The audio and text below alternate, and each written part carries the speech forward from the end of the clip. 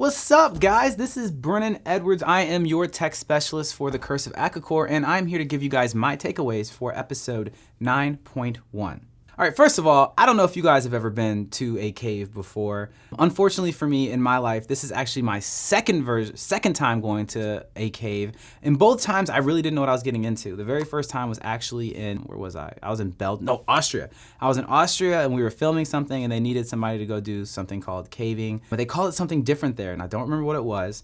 And I remember it was like a rock, paper, scissors game. I lost. I had to go do it. I didn't know what I was getting into. And I had to go through this ridiculous river system underneath this mountain that was really vigorous. I ended up getting like stitches in my finger because I got cut from one of the times rappelling down the side of a rock.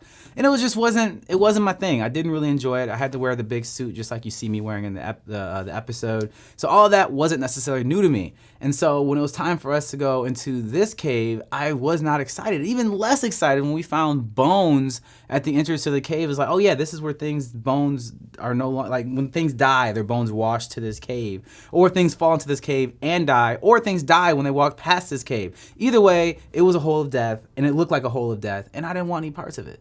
All right, and now the most dangerous thing that I feel that happened for me personally on this entire journey was this cave. Megan actually does a really good job of describing it, is that the entrance to the cave was made by falling rocks, which means that this was assembled like, for lack of a better way of saying, a Jenga puzzle.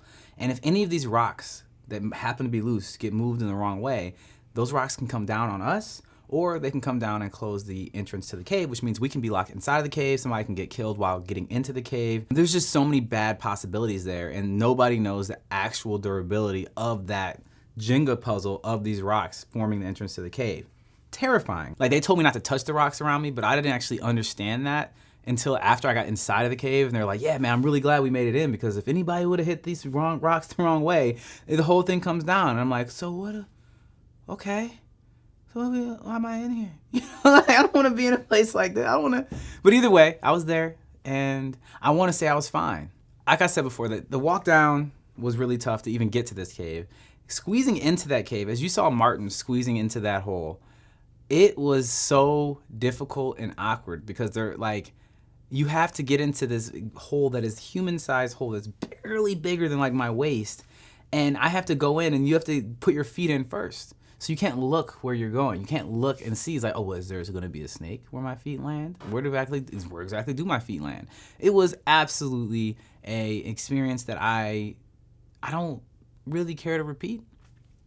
Going into a deep, dark cave of death where you only can fit barely in. You have to go in backwards first into a place where you don't know how long you're going to drop in. And you got to turn your head all the way weird to the side and just like slide and fall in. Nah. I'm good. Not fun. Not fun at all. One piece of technology that I did use in the cave that that didn't end up making it to camera was a sniffer. And the sniffer is pretty much just a piece of technology that, is the new canary in the coal mine. Back in the day, they would bring canaries down to the coal mines to be able to tell when there was noxious gas or things that would kill the miners, because canaries' lungs capacity is much smaller than ours, and obviously they'll feel the effects of noxious gases before we will, and they'll die. So pretty much if the canary dies, that means we're all gonna die soon. We gotta get out of here.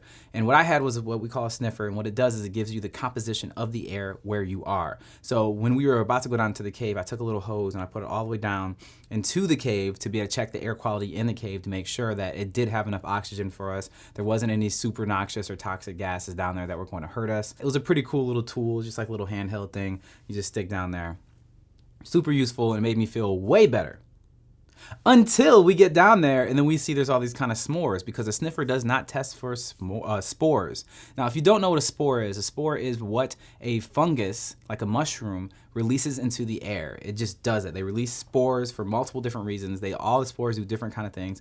A lot of them are harmless. Some of them are extremely, very harmful to you. Some of them have lasting effects. Some of them affect you neurologically. Some of them affect you physically. They can affect you in a lot of different ways. And we get into this cave and we're like, wow. I'm like, what is all this white stuff all over these walls? And Martin's like, oh yeah, those are like spores. Like those are like the, like fungi and the spores from the fungi. We're just breathing all in millions of spores right now.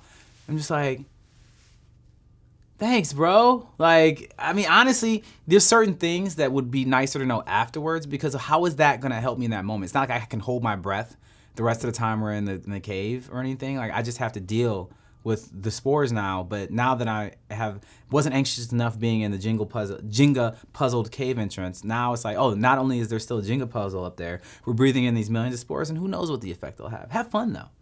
Speaking of this cave, that cave was horrible. You see that we're walking through all this brown blood colored water, because that was fun. That water was freezing, like absolutely terrifyingly cold.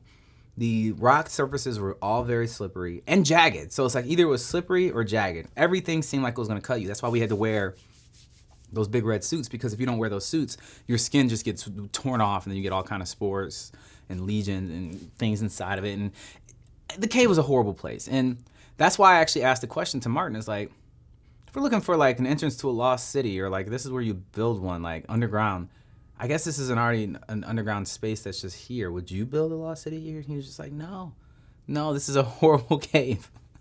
This cave is the worst. Like, I don't want to be here any longer than we have to. For me, that was all I needed to know. I was like, cool, let me pull out my tech. Let me figure this out. Let's get out of here. And yeah, it was a really, really, really horrible place. And everything was like tight spaces. You couldn't stand up straight in a lot of spots. It just wasn't fun. So in case you ever want to go cave diving, don't. All right, thank you guys so much for checking out my takeaways for episode 9.1. Obviously, there was a lot more mystery things involved, but I wasn't involved with them. But you should definitely check out the episode. Please stay tuned, because I will be doing episode 9.2, 10.1, and 10.2, because obviously they're coming out and they're worth watching, and I always got thoughts. So I look forward to sharing them with you.